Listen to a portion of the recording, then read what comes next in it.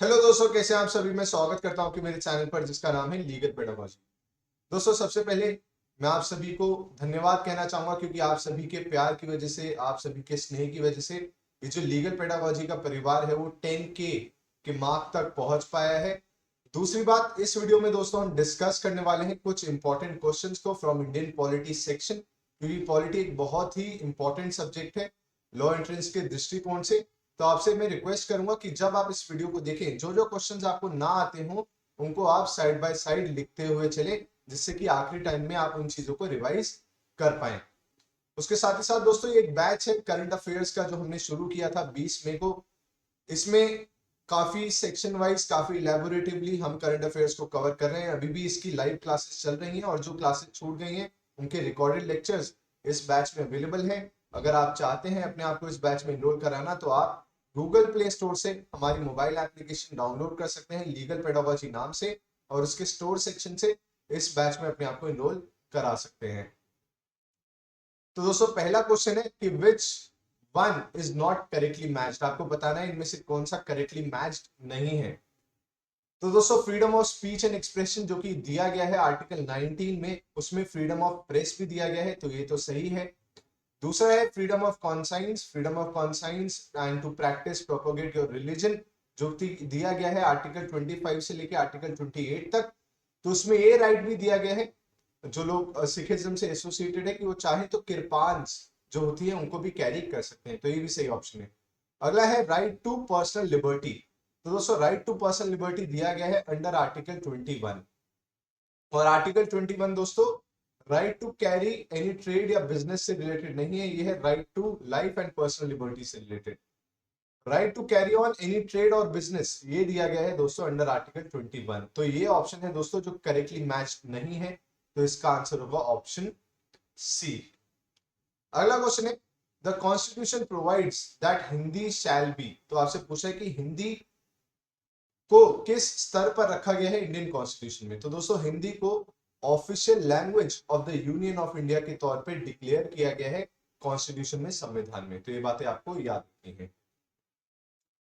फिर आता है दोस्तों कि who is competent to prescribe conditions for acquiring Indian citizenship. अगर कोई इंडियन सिटीजनशिप एक्वायर करना चाहता है तो दोस्तों उसके लिए कंडीशंस प्रिस्क्राइब करने की अथॉरिटी किसके पास है। तो दोस्तों वो अथॉरिटी है पार्लियामेंट के पास। पार्लियामेंट में बिल पास किए जाते हैं, पार्लियामेंट में ही सारी चीजें लाई जाती हैं इंडियन सिटीजनशिप में अगर कुछ बदलाव करने होते हैं। अगला क्वेश्चन है which article states that the person voluntarily acquiring the citizenship of a foreign state not to be citizens। दोस्तों, आप जानती हैं कि हमारे देश में खाली सिंगल सिटीजनशिप अलाउड है। तो अगर आप किसी और देश के नागरिक हैं तो आप फिर हमारे देश के नागरिक नहीं बन सकते हैं जब तक आप उस देश की नागरिकता को नहीं त्याग देते हैं। तो ये बताया गया है आर्टिकल 9 में। ये सारे ही काफी इंपॉर्टेंट क्वेश्चंस हैं। काफी रिसर्च के बाद मैं आपके लिए सारे क्वेश्चंस लाया हूं। और आपको अगर इस वीडियो का कंटेंट पसंद आ रहा हो तो वीडियो को बिना लाइक किए मत जाइएगा, माता रानी पाप लगाएगी। और अगर अभी तक लोगों तक नहीं पहुंचाया इस चैनल को तो इस चैनल को ज्यादा से ज्यादा लोगों तक शेयर करते हैं। दोस्तों, अगला क्वेश्चन है आर्टिकल्स 20 से लेके 22 तक relate to fundamental rights to life and personal liberty. These rights are available to. तो आपसे पूछा है कि जो राइट्स दिए गए हैं आर्टिकल 20 से लेके आर्टिकल 22 तक, ये दोस्तों किन किन को अवेलेबल है। तो दोस्तों, ये फॉरेनर्स को भी अवेलेबल है जो दूसरे देश के नागरिक हैं, उसके साथ ही साथ हमारे देश के जो सिटीजन हैं उनको भी ये राइट्स अवेलेबल हैं। तो ये बात आपको याद रखनी है। Citizen as well as non citizen is the correct answer. The next question is fundamental duties of Indian citizens were provided by। तो दोस्तों, हमारे देश के नागरिकों को जो फंडामेंटल ड्यूटीज दी गई हैं वो दोस्तों अमेंडमेंट्स के थ्रू दी गई हैं। जैसे कि आप जानते होंगे इसकी सबसे लेटेस्ट फंडामेंटल ड्यूटी दी गई थी 86th अमेंडमेंट से, कि there is a duty which is there on the guardian and the parents of the children to provide education to their wards। तो दोस्तों, फंडामेंटल ड्यूटीज हमारे देश के नागरिकों को दी गई है through the amendment of the constitution. तो ये बात आपको याद रखनी है। अगला सवाल है which of the following are fundamental duties as listed in Indian constitution. तो आपसे पूछा है इनमें से कौन सी फंडामेंटल ड्यूटीज हैं जो कि भारत के संविधान में दी गई हैं। तो दोस्तों to preserve the heritage of our composite culture ये दी गई है, to abide by the constitution ये भी दी गई है, to render national service when called upon to do so ये भी दी गई है। इनमें से ये नहीं दी गई है, तो यहाँ पे आर नॉट फंडामेंटल ड्यूटीज होना चाहिए था सवाल। तो इसमें से दोस्तों ऑप्शन सी सही है, ये एक फंडामेंटल ड्यूटी नहीं है, इसको छोड़ के बाकी सारी ही फंडामेंटल ड्यूटीज दी गई हैं। अगला सवाल है the union of India consist of. तो दोस्तों जो यूनियन ऑफ इंडिया है उसमें क्या क्या इंक्लूडेड है, क्या क्या वो कंसिस्ट करता है। तो वो दोस्तों राज्य को इंक्लूड करता है, स्टेट्स को, यूनियन टेरिटरीज को इंक्लूड करता है, और भविष्य में जाके अगर भारत कोई और टेरिटरीज को एक्वायर करता है तो वो भी यूनियन ऑफ इंडिया का हिस्सा मानी जाएंगी। तो इसका आंसर है ऑल ऑफ द अबव। अगला क्वेश्चन है in India the right to freedom of speech and expression is restricted on grounds of. तो दोस्तों आप जानते हैं जो freedom of speech and expression दिया गया है आर्टिकल 19 में, इसके ऊपर कुछ रीजनेबल रिस्ट्रिक्शंस भी लगाई गई हैं, कुछ रोक भी लगाई गई हैं, और वो किन किन ग्राउंड्स पे लग सकती हैं। Sovereignty and integrity of India, कि आप ऐसी स्पीच ना दें जिससे कि हमारे देश की एकता और अखंडता को नुकसान हो। कंटेंट ऑफ कोर्ट नहीं कर सकते हैं आप। तीसरी बात, आप कुछ ऐसा नहीं बोल सकते हैं जिसकी वजह से हमारे देश के जो संबंध है बाकी फॉरेन स्टेट से वो डिस्टर्ब हो जाए। ऑप्शन डी जो है वो रीजनेबल रिस्ट्रिक्शंस में नहीं आता है, तो इसका आंसर होगा option 2 that is A, B and C. अगला क्वेश्चन है in which case did the supreme court restore the primacy of fundamental rights over DPSPs. तो आपसे पूछा है किस लैंडमार्क जजमेंट में सुप्रीम कोर्ट ने फंडामेंटल राइट्स की सुप्रीमेसी को रखा था ओवर द डीपीएसपी, क्योंकि वो पिछले केसेस में पिछले अमेंडमेंट्स के थ्रू पार्लियामेंट ने इस प्राइमेसी को एक तरीके से आहत पहुंचाई थी, तो इसको रिस्टोर किया था दोस्तों गोलकनाथ के केस में। ये बातें आपको याद रखनी है।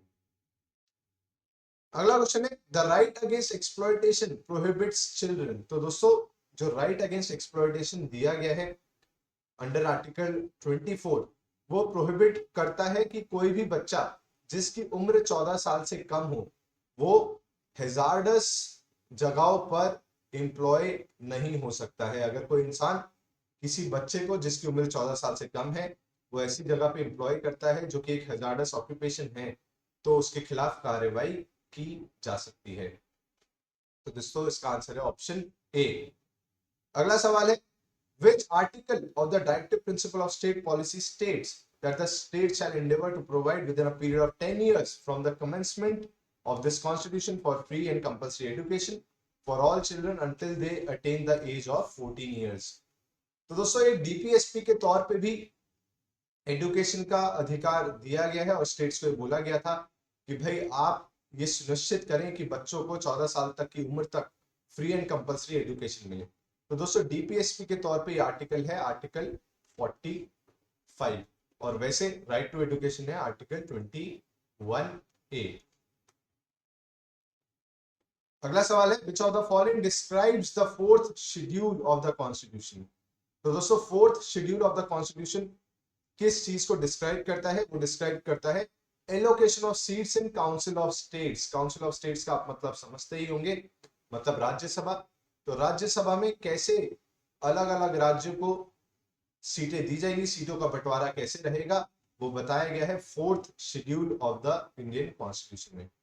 अगला क्वेश्चन है in which of the following does the subject of cooperative societies fall. Cooperative societies काफी ज्यादा भी न्यूज में रही थी कुछ समय पहले, तो इसलिए सवाल जरूरी हो जाता है। कोऑपरेटिव सोसाइटीज दोस्तों कॉन्करेंट लिस्ट में मौजूद है, इनके ऊपर सेंट्रल गवर्नमेंट और स्टेट गवर्नमेंट दोनों ही कानून बनाने के लिए सक्षम है। अगला सवाल है the provisions of the constitution relating to the administration of scheduled area and scheduled tribes in schedule 5। अब आपको पता होगा दोस्तों हाल ही में न्यूज आई भी थी, काफी ज्यादा न्यूज में बनी रही थी related to the administration of scheduled area and scheduled tribes, जिसको बताया गया है शेड्यूल 5 में। तो दोस्तों उसको ऑल्टर कैसे किया जा सकता है, उस प्रोविजन को चेंज कैसे किया जा सकता है। तो दोस्तों उसके लिए पार्लियामेंट में खाली एक ऑर्डिनरी लेजिस्लेशन की जरूरत होती है और उसके माध्यम से शेड्यूल 5 में बदलाव लाए जा सकते हैं। अगला सवाल है क्योंकि काफी ज्यादा ये भी न्यूज में बना रहा, अभी मैं बताऊंगा कि किन कारणों से न्यूज में बना रहा। कि which article gives the power to the supreme Court to do complete justice. तो दोस्तों आर्टिकल 142 एक ऐसा आर्टिकल है जिसका इस्तेमाल करके सुप्रीम कोर्ट कंप्लीट जस्टिस कर सकता है। सुप्रीम कोर्ट के ऊपर कोई भी रोक टोक नहीं लगाई जा सकती है इसके आर्टिकल का इस्तेमाल करते हुए। जैसे कि अभी जिनका नाम शामिल था राजीव गांधी जी की असैसिनेशन में, उनको अभी कोर्ट ने, सुप्रीम कोर्ट ने बरी किया इसी आर्टिकल का इस्तेमाल करते हुए।